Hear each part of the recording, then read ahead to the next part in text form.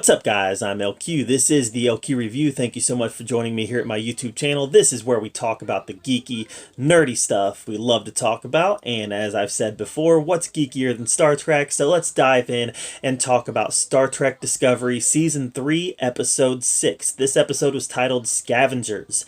And I've talked a lot this season about how season 3 is Star Trek Star Trek Discovery finally finding its footing. As a show, it is finally standing on its own and becoming its own thing that is still distinctly Trek, even though it's still CBS All Access Trek, but it still feels a lot more like Star Trek than CBS All Access has ever offered up for us. I've been very critical about CBS All Access, how they've got this Star Trek property and they don't know what to do with it. They don't know what to do with it. It's this property they don't understand. The fans understand Star Trek, but CBS All Access, the people who own it, the people who are writing the stories for it, they don't understand it. They have no idea what it is. And that is still one of my biggest complaints about Star Trek Discovery. They still don't understand what Star Trek is, but at least they're taking steps to become more like Star Trek. So Season 3, let's talk about Season 3 a little bit. Number one, we know that they went into the future so they could get outside of that box where they were in an established timeline and they could start doing things differently. All right, because in Season 2, I hated Season 2. And in Season 2, they kept on going outside of that box even though they were in an established timeline. I hated Season 2. But Season 3, they went so far into the future, so past even where Picard was at, the Next Generation. They are so far into the future that the Federation has been decimated by something called the Burn. And now they are able to do whatever they want. They're able to pave a new future for Star Trek, a new future for Discovery, and I love it. I was saying for years, why can't we go past the Next Generation? See what happens next. Finally, they did it, and they can do whatever they want now. They can tell whatever story they want to tell because it's so far in the future, it doesn't affect any of that established timeline that for some reason, for 40 plus years, everybody wanted to play in that same timeline. In that same 80 to 90 years, everybody wanted to play there. And why? Got an infinite future. Play in it. So they're in the future now, and they're able to tell these new stories where Federation is in a completely different place.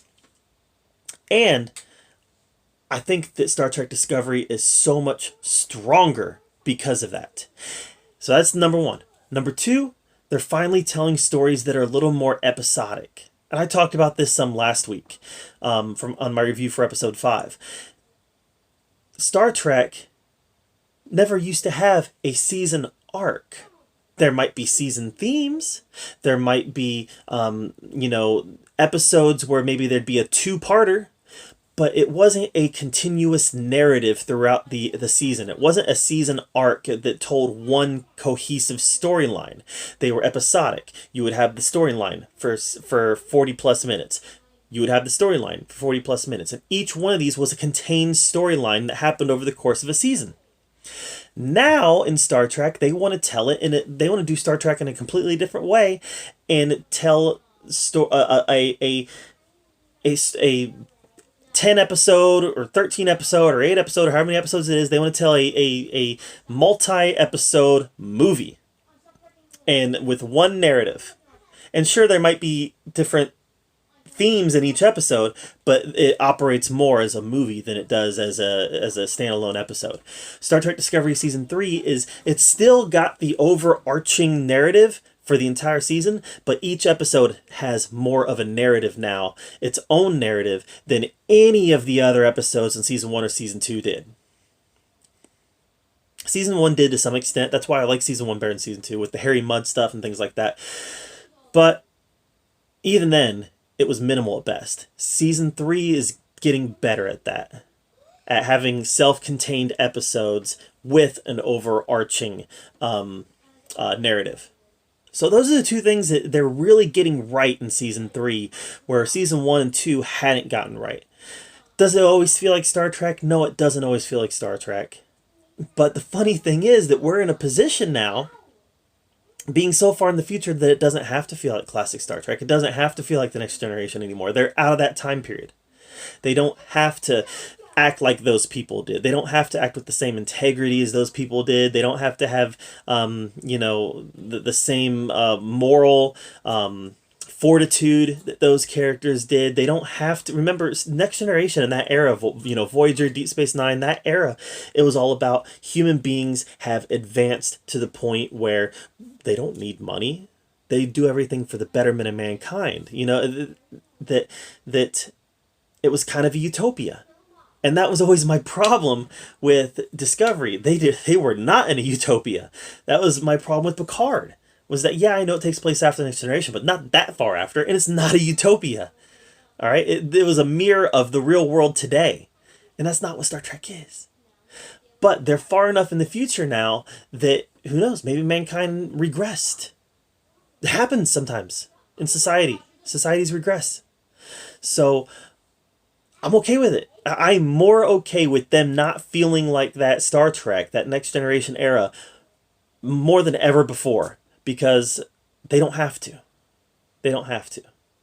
So I really liked this episode 6. It involved, surprise, surprise,